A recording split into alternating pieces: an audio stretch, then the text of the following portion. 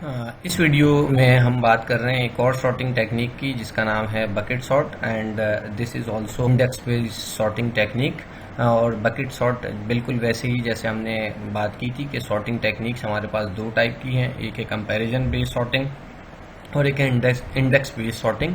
तो ये index based sorting और इंडेक्स बेस्ड सॉर्टिंग की टाइम कॉम्प्लेक्सिटी कम होती है, स्पेस कॉम्प्लेक्सिटी बहुत ज़्यादा होती है। इसके अंदर it works exactly in the same way like count sort, but the operation is bit different.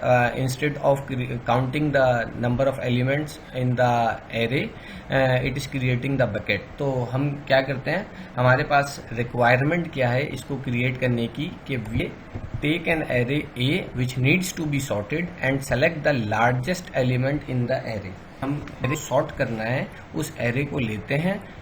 जैसे ये हमारे पास एक array A है, इस array के A के अंदर इसका साइज जो है वो 10 है और ये एलिमेंट्स ऑफ द array हैं। इस एरे के अंदर से हमने एक लार्जेस्ट एलिमेंट फाइंड आउट करना। ये जो लार्जेस्ट एलिमेंट है, इसी लार्जेस्ट एलिमेंट की हमने एक एरे बना देनी है जिसका हमने नाम रखा है बिन्स। बिन के नाम की एक एरे बनानी है जिसके अंदर टोटल कितने एलिमेंट्स होंगे, उसके अंदर इतने एलिमेंट्स हों कि ये जो 15 नंबर है ये उसका इंडेक्स बन जाए। Element of the array is 15, तो ये जो 15 नंबर है वो उस बिन की एरे का इंडेक्स बन जाए। तो हमारे पास टोटल कितने एलिमेंट्स हो गए, यानी एरे में 15 एलिमेंट्स ये प्लस के 15 तक हमारे पास इंडेक्स की वैल्यूज आ गई। And the second thing is create another array called bins array, and the size of the bin array will be that the largest element of array A becomes the last index of bin array। बिल्कुल यही काम हमने किया। इसकी example आप देखें कि मेरे पास एक एरे है A जिसके अंदर 3 एलिमेंट्स हैं, 0 1 2 उसकी इंडेक्सिंग हुई हुई है, and the elements in the array are 2 3 and 1। The largest element in the array is 3, so we have to create a bin array in such a way that this largest element will become the index of the bin array. तो ये हमारे पास 3 है, तो इसका मतलब ये हमारे पास 4 size की एरे बन गई, 0 1 2 3। लेकिन हमारे पास टोटल बिन का साइज जो है वो 4 एलिमेंट्स का है। We have to initialise the bin array with null. हम काउंट सॉर्ट के अंदर क्या करते थे, इनिशियलाइज करते थे बिन एरे को या तो 0 से या -1 से, क्योंकि हमें उसको एम्प्टी नहीं रखना था। हम इस इनिशियलाइज कर लेंगे इस बिन एरे को नल से। तो हमने नल के लिए ये नल का साइन डाल दिया कि ये जो नल है ये इसको हमने नल से इनिशियलाइज कर लिया। ये इनिशियलाइजेशन बेसिकली क्या है, वो पॉइंटर्स है। अब हमारा प्रोसीजर क्या है, हमारे पास जैसे array A from index 0 and copy the elements और कॉपी देम और drop them in bin array. जो है स्कैन करना है। अगर मैं इसी एग्जाम्पल को कंसीडर करूं, इस एरे को मैं स्कैन करता हूं, हर एलिमेंट को स्कैन करूंगा, यानी हर इंडेक्स पे जो वैल्यू पड़ी हुई है उसको स्कैन करता हूं और उसको स्कैन करने के बाद और उसको कॉपी कर देता हूं किस एरे में, बिन एरे में।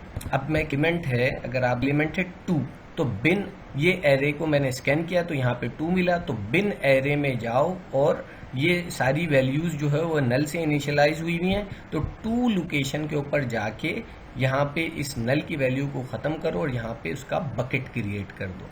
फिर अगला स्कैन करो तो 3 आपको फर्स्ट इंडेक्स पे आ गए, इसके ऊपर 3 वैल्यू पड़ी हुई है, 3 वैल्यू 3 यानी उठाओ और बिन एरे की इंडेक्स 3 पे जाओ और वहाँ से नल वैल्यू को हटाओ और वहाँ पे एक बकेट क्रिएट कर दो।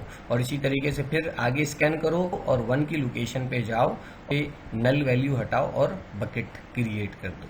तो हम देख लेते हैं जो अभी हमने एग्जाम्पल ली कि हमारे पास एक एरे है ए और उसके अंदर ये हमारे पास 10 एलिमेंट्स हैं। उसके अंदर 6 8 3 10 15 6 9 12 6 3 एलिमेंट्स हैं। इसके अंदर से हमने सबसे बड़ा एलिमेंट फाइंड आउट किया 15 और उसके बाद हमने एक बिन एरे बना ली, बिन एरे जो कि 15 को एकोमोडेट कर ले एज ए इंडेक्स वैल्यू। तो हमारे पास 16 की एरे बन गई। Now the second step is we have to scan the array.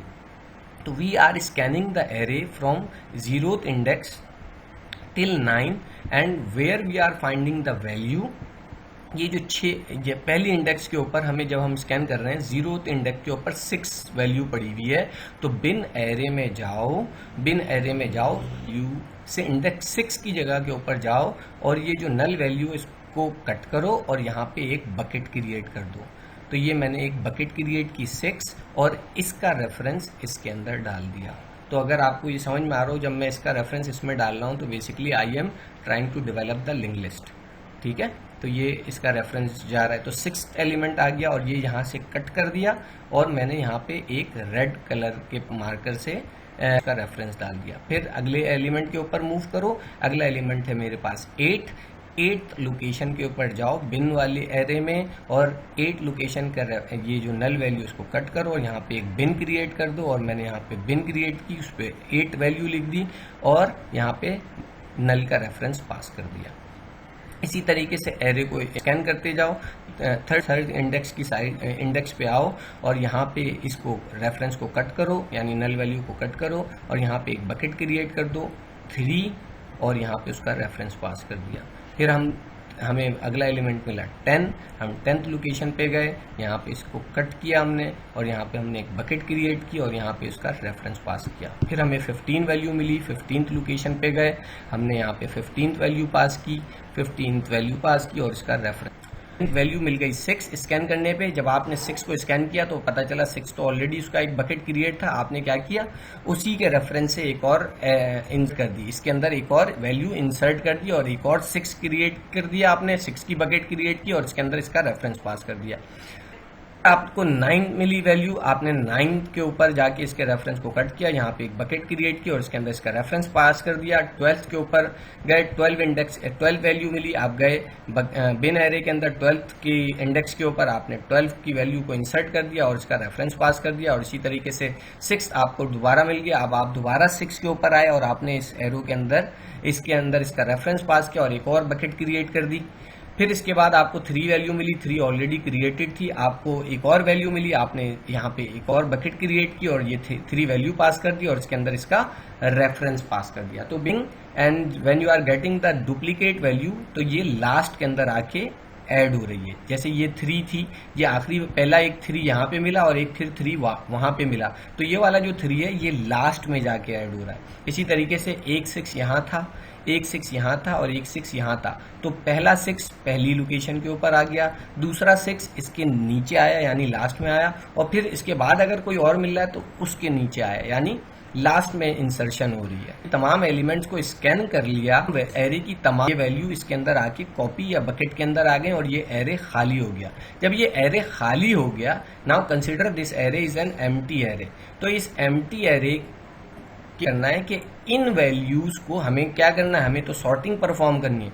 तो सॉर्टिंग परफॉर्म करने के लिए now what we have to do, we have to scan now this array, bins की एरे को स्कैन करना है और बिन की एरे को स्कैन करने के बाद अगर उसको नल वैल्यू मिलती है तो मूव अहेड, नल वैल्यू मिलती है तो मूव अहेड, नल वैल्यू मिलती है तो मूव अहेड, और अगर नल नहीं मिलती तो क्या काम कर दो कि इसके ऊपर फीफो ऑपरेशन परफॉर्म कर दो, यानी फर्स्ट इन फर्स्ट आउट।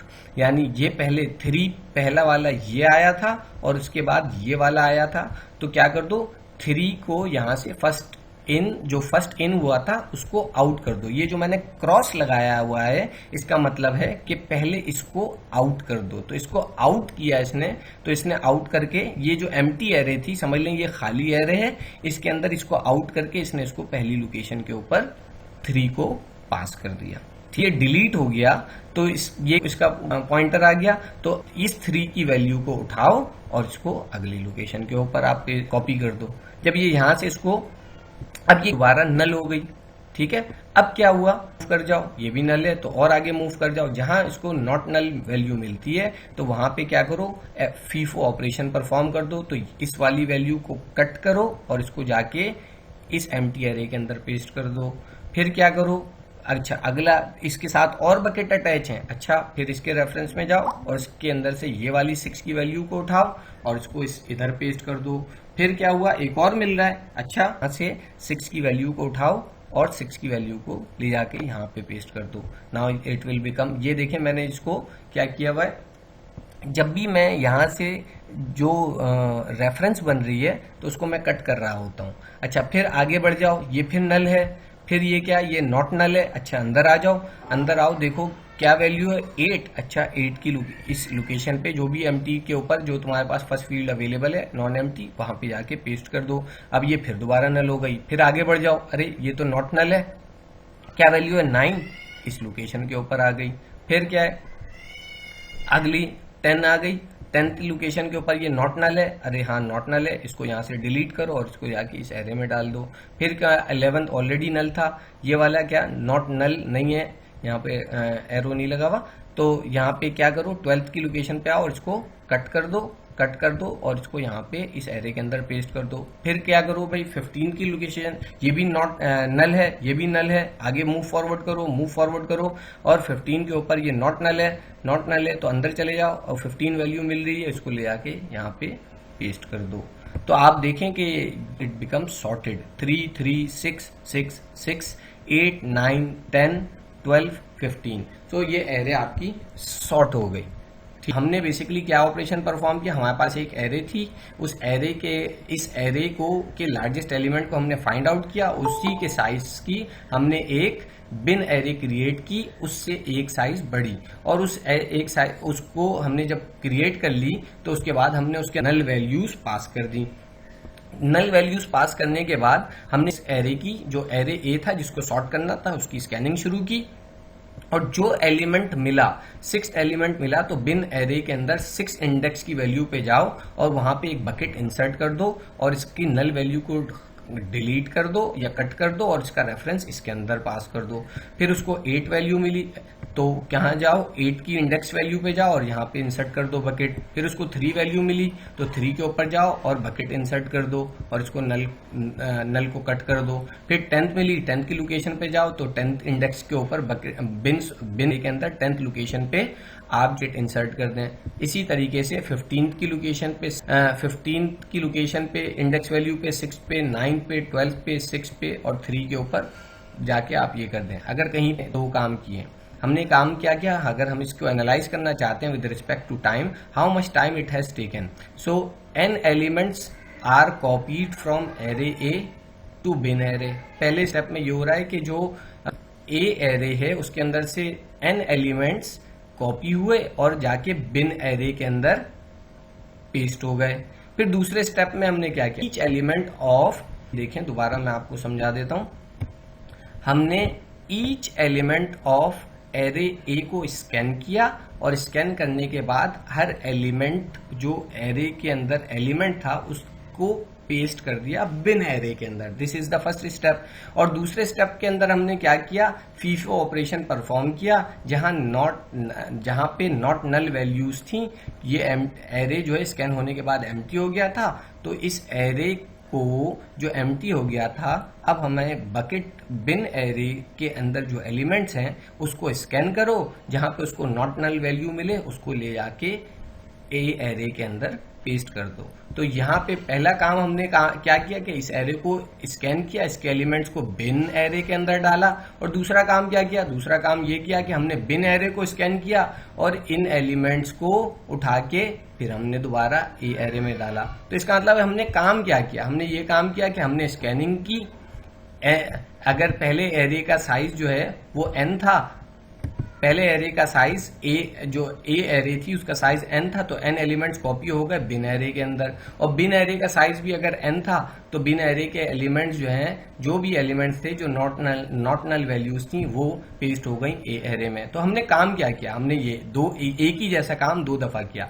पहले हमने ए एरे से बिन एरे में ऐड किया n एलिमेंट्स को, फिर हमने बिन एरे से ए एरे में दोबारा पेस्ट किया। तो हमने n+n ऑपरेशन किए। तो इसका मतलब है 2n का मतलब है कि टोटल टाइम कितना लिया इसने, ऑर्डर ऑफ n। इसका मतलब है it is linear, not quadratic, not और नॉट। स्पेस की बात करता हूं तो हमने क्या किया, अब हम एनालिसिस कर रहे हैं स्पेस की। It takes array of bin, so first of all an array is required. हमारे पास एक एरे थी, उस एरे को हमें सॉर्ट करने के लिए हमने एक बिन एरे ली और बिन एरे इसलिए हमने कहा कि हमें एक बिन एरे चाहिए। Then depending on the element in array A, nodes और बिन्स विल बी क्रिएटेड। जितने एलिमेंट होंगे एरे के अंदर ठीक है, जितने एलिमेंट्स होंगे एरे के अंदर, एरे ए जिसको सॉर्ट करना है, उतने ही बिन्स क्रिएट हो जाएंगे। ठीक, तो इट टेक्स ह्यूज स्पेस। मैं ये कहूं कि मेरे पास एक एरे है जिसको मुझे सॉर्ट करना है, उसके अंदर 5 एलिमेंट्स हैं, 1 3 4 2 0 3 4 5 और 9। तो इसकी इंडेक्सिंग कहाँ से हुई, 0 से लेके 4 तक हुई। तो अगर मुझे इस एरे को जिसको मुझे सॉर्ट करना है उसका बिन एरे क्रिएट करना होगा, तो मैं क्या करूंगा, 0 से लेके ये सबसे बड़ा एलिमेंट है, ये एलिमेंट जो है वो उसका इंडेक्स बन जाएगा 4 2 0 3 5। तो इसका मतलब है मुझे इतनी बड़ी एरे लेनी पड़ेगी जिसके अंदर 4,20,345 इंडेक्सेस होंगे, और उसके अंदर एलिमेंट्स कौन कौन से होंगे, फर्स्ट लोकेशन के ऊपर जाएगा, थर्ड पे जाएगा, फिफ्थ पे जाएगा, 9 पे जाएगा और 42035 के ऊपर जाएगा। तो आप ये समझ रहे होंगे कि स्पेस की रिक्वायरमेंट है ये बहुत ज्यादा है। स्पेस की जो रिक्वायरमेंट है वो बहुत, एक और अंदाज से देख लें। So if array A has n elements and the largest element in array A is m, so the two arrays have m plus n which is zeta of m plus n which is linear। मतलब क्या है, इसका मतलब यह है कि अगर इस एरे के अंदर, ये मैं अगर आपको एरे कहूं, ये एरे के अंदर n एलिमेंट्स हैं, n एलिमेंट्स हैं 1 2 3 4 5 n एलिमेंट्स हैं, और मैक्सिमम नंबर जो है इसके अंदर क्या है, m है। तो ये क्या कर रहा है, n एलिमेंट्स को बिन एरे में पेस्ट कर रहा है और फिर बिन एरे से उठा के वापस ए एरे में पेस्ट कर रहा है, ए ऑपरेशन कर रहा है प्लस एन ऑपरेशन कर रहा है। तो ये दोनों m प्लस n क्वाड्रेटिक तो नहीं है ना, क्यूबिक तो नहीं है, ये तो लीनियर है। तो हम ये कह सकते हैं कि ये it is taking order of n in time complexity and order of n in space complexity as well, but the requirement of space is huge.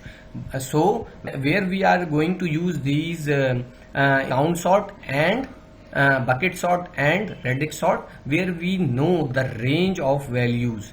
अगर range of values या range of element जो है, ये जो range है ये अगर छोटी होती है, जैसे ये बिल्कुल ही आउटलायर टाइप का है, तो वहां पे हम इंडेक्स सॉर्ट, ये बकेट सॉर्ट या काउंट सॉर्ट या रेडिक्स सॉर्ट यूज कर लेते हैं।